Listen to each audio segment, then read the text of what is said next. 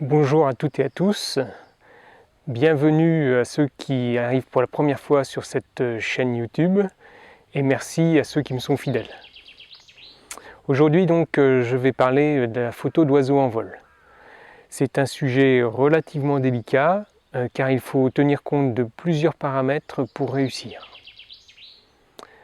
Par ailleurs, vous savez qu'habituellement j'utilise une photo et que j'explique les coulisses de cette photo. C'est pour ça que j'ai appelé ma chaîne les coulisses de la photo nature. Mais cette fois-ci, pour illustrer ce sujet des oiseaux en vol, je vais utiliser plusieurs de mes photos. Allez, on regarde ça juste après le jingle.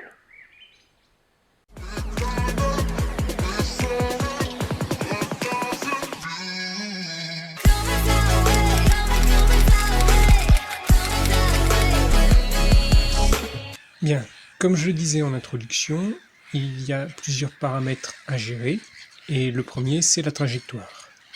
En effet, un oiseau en vol, c'est un déplacement en 3D, contrairement aux sujets au sol qui se déplacent eux sur 2 dimensions. Il est donc plus difficile d'anticiper la trajectoire. Mais il y a des situations où le vol est direct d'un point A à un point B, ce qui facilite l'anticipation de la trajectoire. Par exemple, lorsqu'un oiseau s'approche de son nid ou bien d'un point de nourriture, comme une mangeoire. On a aussi dans le cas d'un envol depuis un dortoir vers une zone de gagnage, ou bien encore des oiseaux qui longent des falaises, comme les rapaces ou des oiseaux de mer. D'où la connaissance des espèces et le choix d'un site approprié qui peut permettre d'améliorer les chances de réussite. Pour ma part, j'ai une certaine prédilection pour les oiseaux qui longent les falaises, soit en montagne, ou bien les falaises ou la côte au bord de la mer.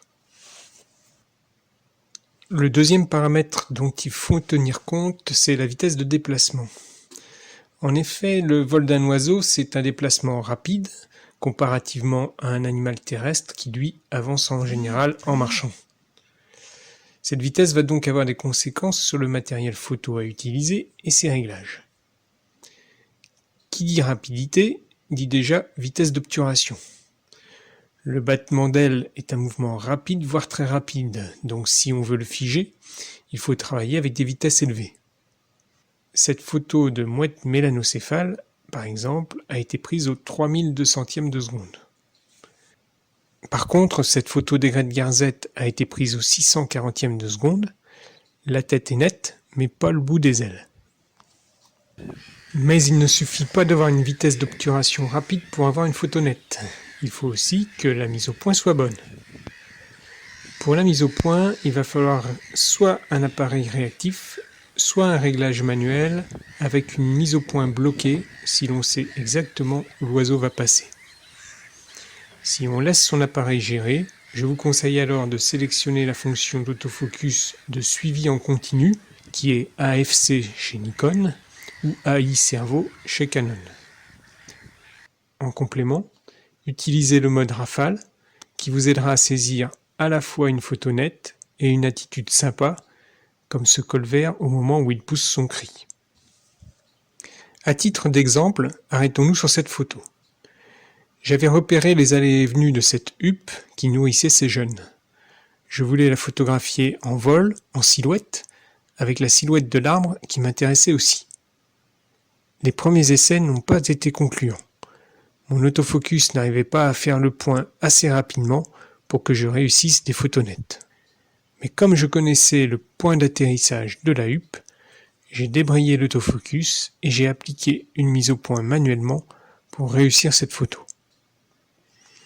Pour la mesure de la lumière, j'ai réglé sur mesure matricielle de façon à ce que l'appareil photo se cale sur l'exposition du ciel, ce qui mettait du coup en ombre chinoise la huppe et l'arbre à droite.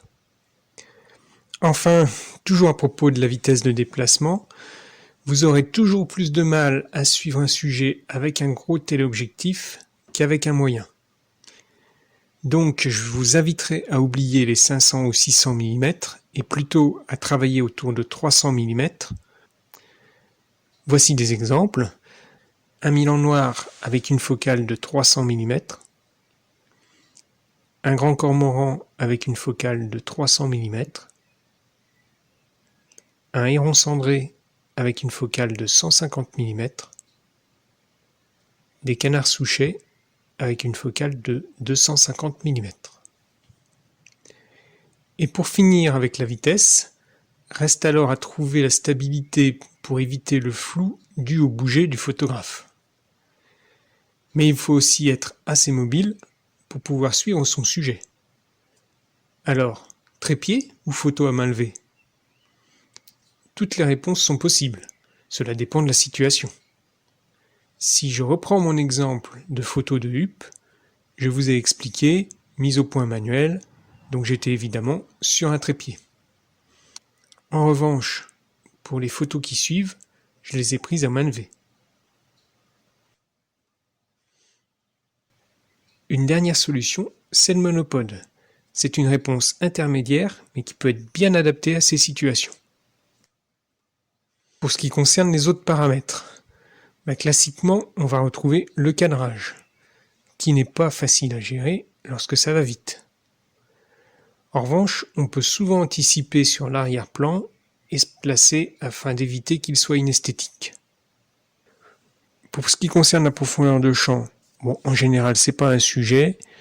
On va se mettre à l'ouverture maximale et comme ça, on sera tranquille et on aura un bokeh intéressant.